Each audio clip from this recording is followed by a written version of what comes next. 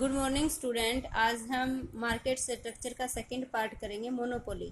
Monopoly means एकाधिकार। It is that situation of market in which there is a single seller of a product with no close substitutes in the market. इसके कहने हिंदी में अर्थ है कि monopoly यानी एकाधिकार market की वो स्थिति होती है जिसमें बेचने वाला एक होता है लेकिन खरीदने वाले बहुत सारे होते हैं, और जो बेचने वाला होता है उसकी जो वस्तु होती है, उसका जो प्रोडक्ट होता है, उसका कोई भी क्लोज सब्स्टिट्यूट्स नहीं होता।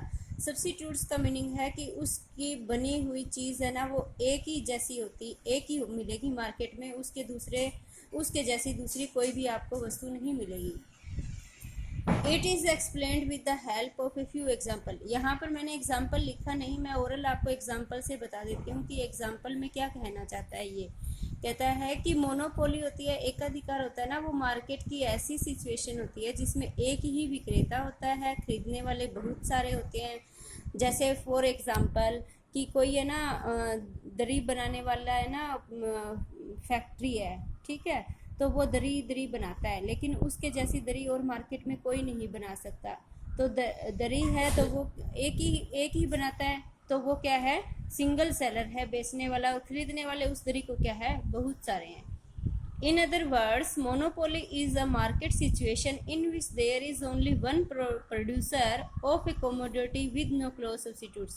दूसरे शब्दों में हम कह सकते हैं कि एकाधिकार बाजार की वो स्थिति होती है जिसमें वस्तु को प्रोडक्ट करने वाला एक ही होता है और उस वस्तु का कोई भी क्लोज सब्स्टिट्यूट्स नहीं होता। यानी कहने का मीनिंग है नज़दीकी प्रतिस्थापन नहीं होता। प्रतिस्थापन का मीनिंग होता है जिसका एक जगह हम दूसरी का यूज़ कर सकते हैं। अब है फीचर्स ऑफ मोनोपोली। कहता है मोनोपोली की फीचर्स क्या क्या है। कहता है कि one seller and large number of buyers. कहता है एक ही तो विक्रेता होता है, बेचने वाला होता है, लेकिन जो खरीदने वाले होते हैं उनकी संख्या क्या होती है, बहुत होती है। नेक्स्ट कहता है pure monopoly is also an industry. कहता है कि जो शुद्ध एकाधिकार होता है ना, उसको हम उद्योग के से भी जान सकते हैं।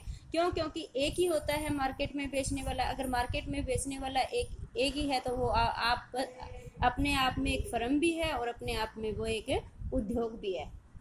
नेक्स्ट कहता है restriction on the entry of the new firm.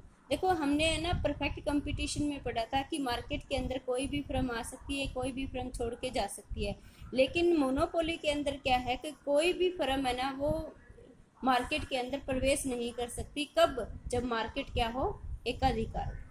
No close substitutes, हमने इसकी डेफिनेशन में भी पढ़ा था कि कोई भी क्लोज प्रतिस्थापन नहीं होता किसी भी चीज़ का।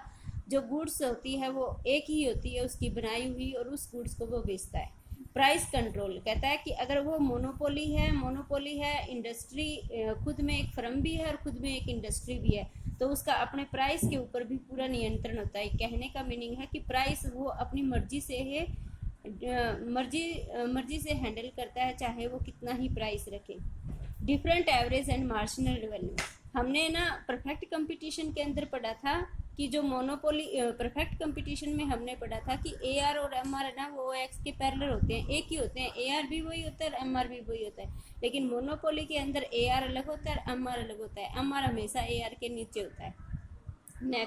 नेक्स्ट है पॉसिबिलिटी ऑफ प्राइस डिस्क्रिमिनेशन। कहता है कि प्राइस डिस्क्रिमिनेशन का मीनिंग होता है कि कीमत भेदभाव की संभावना होती है। अगर मोनोपोली बाजार है तो वो कीमत खुद निर्धारित करता है। अगर कीमत खुद निर्धारित करता है तो कीमत वो अलग अलग उपभोक्ता से अलग अलग ले सकता है। कब? किसके अनुसार? उसकी इलास्टिसिटी के अनुसार।